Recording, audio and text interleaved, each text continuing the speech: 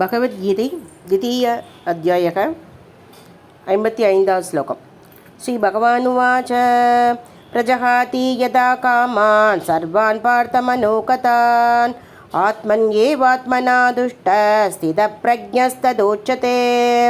दुःखेष्वनुद्विग्नमनः सुखेषु विगतस्पृहः वितरागभयक्रोधः स्थितधीर्मुनिरुच्यते यः सर्वद्राणभिस्नेहस्तत्तत्प्राप्य शुभाशुभं नापि नन्दति न द्वेष्टि तस्य प्रज्ञा प्रतिष्ठिता यदा संहरते चायं कूर्मो अङ्गानीव सर्वचक इन्द्रियाणि इन्द्रियार्थेभ्यस्तस्य प्रज्ञा प्रतिष्ठिता विषया विनिवर्धन्ते निराहारस्य देहिनः रसवर्जं रसोऽभ्यस्य परं दृष्ट्वा निवर्तते यदतो ह्यभिकौन्तेय पुरुषस्य विभक्षितः इन्द्रियाणि प्रमादीनि हरन्ते प्रशभं मनः तानि सर्वाणि संयम्य युक्त आसीद मत्परः वचेहि यस्येन्द्रियाणि तस्य प्रज्ञा प्रतिष्ठिता ध्यायतो विषयान् पुंसः सङ्गस्तेषु भजायते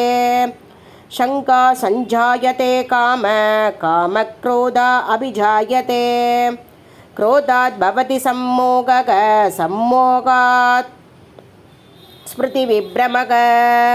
स्मृतिभ्रंशात् बुद्धिनाचात् प्रणश्यते रागवद्वेषयुक्तैस्तो विषयानिन्द्रियैश्चरन् आत्मवैश्यैर्विधेयात्मा प्रसादम् अधिगच्छति प्रसादे सर्वदुःखानां हानिरस्योपजायते प्रसन्नचेदशो ह्याशो बुद्धिपर्यवतिष्ठते नास्ति बुद्धिर्युक्तस्य न चायुक्तस्य भावना न चाभावयतः शान्तिर् अशान्तस्य कुतः इन्द्रियाणां किचरतां यन्मनो अनुविधीयते तदस्य हरति प्रज्ञा वायुर्नावमिवाम्बसि तस्मात् यस्य महाबाहो निगृहीतानि सर्वशः इन्द्रियाणि इन्द्रियार्थेभ्यस्तस्य प्रज्ञा प्रतिष्ठिता यानि च सर्वभूतानां तस्यां जागर्ति संयमी यस्यां जागृतिभूतानि सानि च पश्यतो मुनेः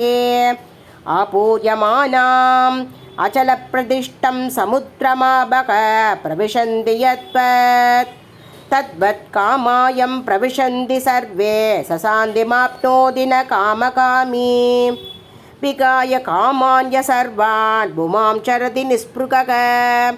निर्ममो निरहङ्कारः स शान्तिमधिगच्छते एषा भ्रामी स्थितिः पार्थ नैना प्राप्य विमुच्यते